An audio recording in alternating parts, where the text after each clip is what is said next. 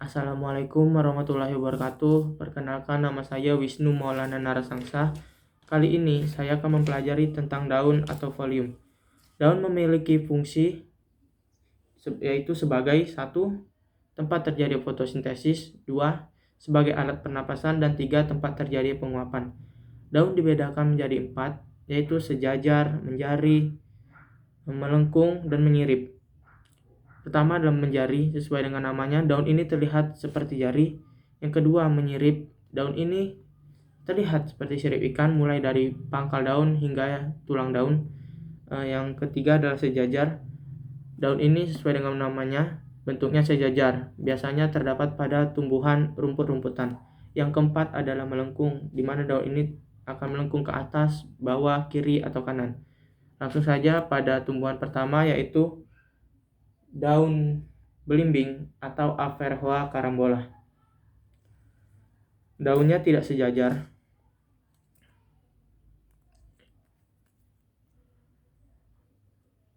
Ujungnya runcing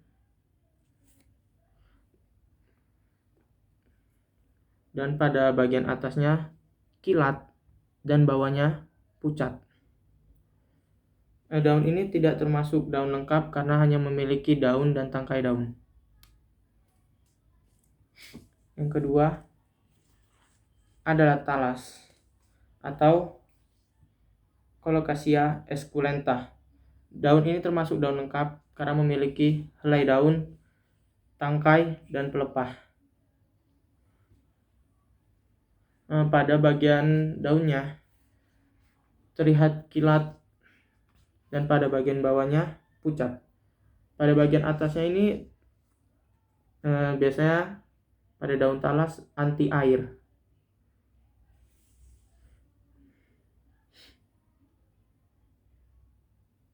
Selanjutnya pada bagian daunnya termasuk daun tunggal karena tidak memiliki cabang. Yang ketiga adalah jagung. Atau zimes. Pada tulang daunnya sejajar.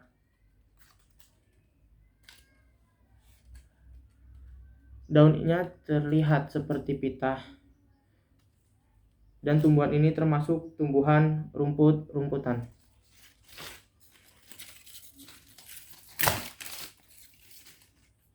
Pada bagian daunnya, pada bagian atasnya memiliki rambut-rambut kecil. Dan pada bagian bawahnya juga memiliki sedikit rambut-rambut kecil. Dan juga licin.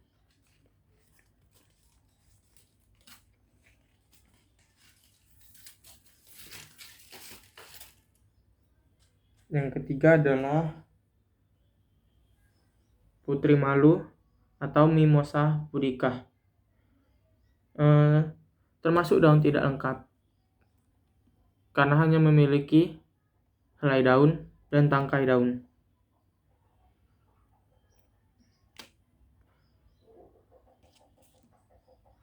Merupakan daun majemuk yang menyirip karena termasuk bangsa kacang-kacangan. Yang bikin unik pada daun ini adalah bila disentuh daunnya, maka dia akan menutup. Hal ini terjadi karena dia menerima rangsangan terhadap sentuhan angin atau pada suhu. Daun ini juga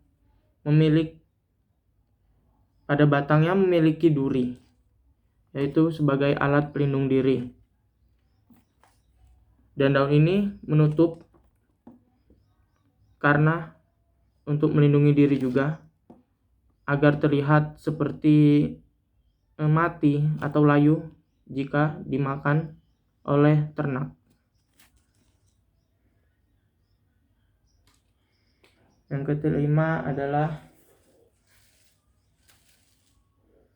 pepaya atau carica pepaya. Daun ini tidak termasuk daun lengkap karena tidak memiliki pelepah. Daun ini hanya memiliki helai daun dan tangkai daun. Termasuk daun majemuk dan juga daunnya menjari. Memiliki runcing-runcing pada bagian pinggir-pinggirnya. Daunnya pada bagian atas berwarna hijau tua dan pada bagian belakang berwarna pucat.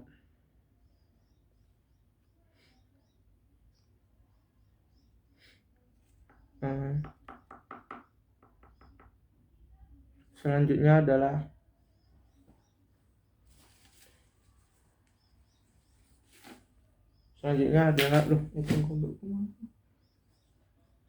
eceng gondok atau Eichhornia crassipes, termasuk daun melengkung. Lihat pada bagian daunnya melengkung ke bawah.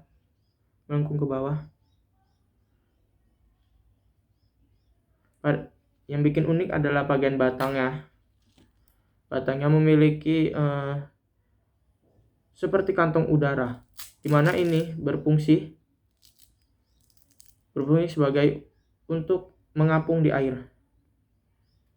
Pada bagian daunnya kilat bagian atasnya dan bagian bawahnya pucat. Jika dilihat lebih jelas lagi, memiliki garis-garis yang ke bawah, tidak seperti pada daun lainnya yang memiliki garis-garis ke samping.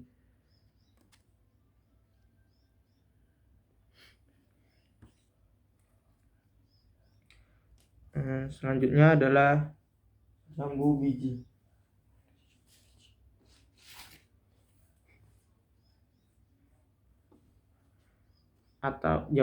atau Psidium guajava. Daunnya menyirip. Terlihat seperti sirip ikan pada bagian daunnya.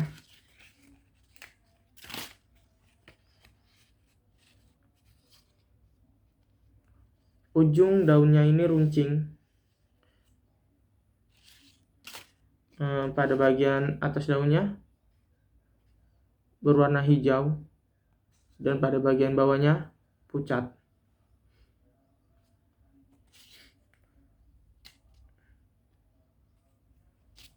Yang ke-9 selanjutnya adalah selada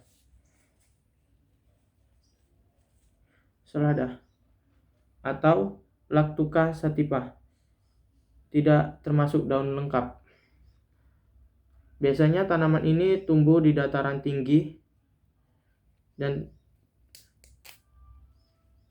pada daunnya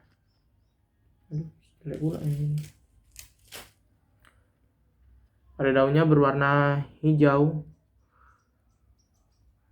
muda dan pada bagian belakangnya ini adalah pucat. Daun ini menghasilkan banyak air karena hidupnya di dataran tinggi.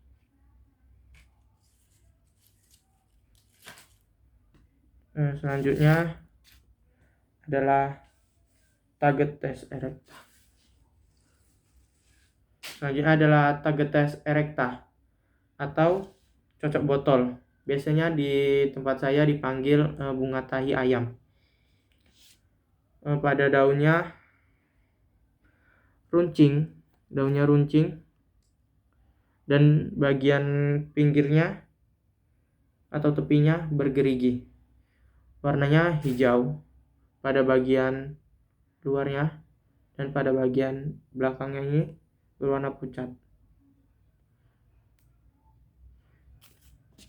Yang terakhir adalah sawit atau sawit biasa. Ini adalah sawit. Sawit ini termasuk tumbuhan daun lengkap karena memiliki helai daun, tangkai, dan pelepah. Pada bagian daunnya sejajar. Biasanya pada bagian daunnya ini, jika kita petik, dia akan menjadi duri-duri pada bagian batangnya.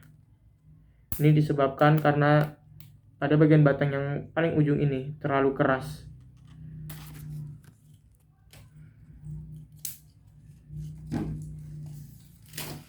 Mungkin itu saja yang bisa saya sampaikan pada pertemuan kali ini.